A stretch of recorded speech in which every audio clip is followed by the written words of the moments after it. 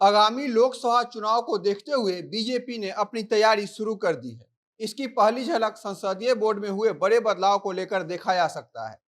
पूरे 8 साल बाद पार्टी अध्यक्ष जेपी नड्डा ने बोर्ड में बड़ा बदलाव करते हुए भाजपा के पूर्व पार्टी अध्यक्ष और वर्तमान में केंद्रीय मंत्री नितिन गडकरी और मध्य प्रदेश के मुख्यमंत्री शिवराज सिंह चौहान, जो संसदीय बोर्ड में भारतीय जनता पार्टी के तरफ से इकलौते मुख्यमंत्री थे, उन्हें बाहर कर दिया है।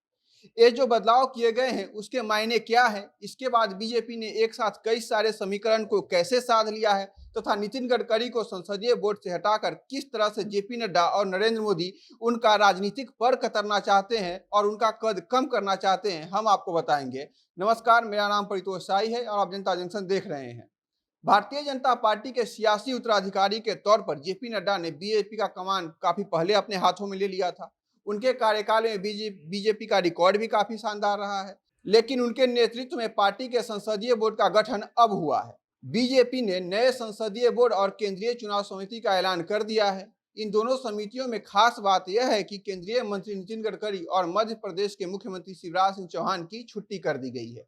केंद्रीय चुनाव समिति में इकलौते मुस्लिम चेहरा रहे शाहनवाज हुसैन को भी अब बाहर का रास्ता कर दिखा दिया गया है। लेकिन सबसे बड़ा सवाल इस बात को लेकर उठ रहा है कि नितिन गडकरी को भारतीय जनता पार्टी ने दोनों समितियों से बाहर क्यों किया है। क्योंकि बीजेपी में हमेशा से यह चलता आ रहा है कि जो व्यक्ति पहले पार्टी का राष्ट्रीय अध्यक्ष रहा हो उसे संसदीय बोर्ड और केंद्रीय चुनाव समिति में स्थान मिलता रहा है। इसका उदाहरण आप राजनाथ सिंह और अमित शाह के इसी संसदीय बोर्ड और केंद्रीय चुनाव समिति में शामिल होने के तौर पर देख सकते हैं। नितिन गडकरी पहले पार्टी के राष्ट्रीय अध्यक्ष रह चुके हैं। बाद में जब उन पर कई तरह के आरोप लगाए गए थे जिसके कारण उन्हें पार्टी के राष्ट्रीय अध्यक्ष से इस्तीफा देना पड़ा था, उसके बाद राजनाथ सिंह को पार्टी का राष्ट्रीय अध्यक्ष बनाया गया था। हालांकि नितिन गडकरी पर लगाए गए कोई भी आरोप साबित नहीं हुए थे। इसके बाद भी उन्हें राष्ट्रीय अध्यक्ष का दोबारा कार्यकाल नहीं दिया गया था। कहा जाता है कि अपने बेबाक अंदाज और कभी कभी पार्टी लाइन से अलग बयान देने के कारण उन्हें बीजेपी में कई बड़े बड़े नेता का मतलब तो आप समझ ही रहे होंगे कि हम किस बड़े नेता की बात कर रहे हैं, जो उन्हें पसंद नहीं करते हैं।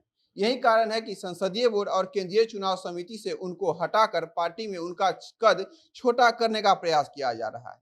एक समय नितिन गडकरी खुद प्रधानमंत्री पद के उम्मीदवार थे, भारतीय जनता पार्टी के राष्ट्रीय अध्यक्ष थे और आज लगातार उनका पर कतरा जा रहा है, उन्हें हाशिए पर लाया जा रहा है। जिसे देखकर यह साफ पता चलता है कि बीजेपी का शीर्ष नेतृत्व वैसे नेताओं को बिल्कुल पसंद नहीं करता है जो उनकी हाँ में हाँ नहीं मिलाता है और पार्टी लाइन से बाहर जाकर कुछ ऐसा बयान देता है जिसके कारण पार्टी को असहजता महसूस होती है।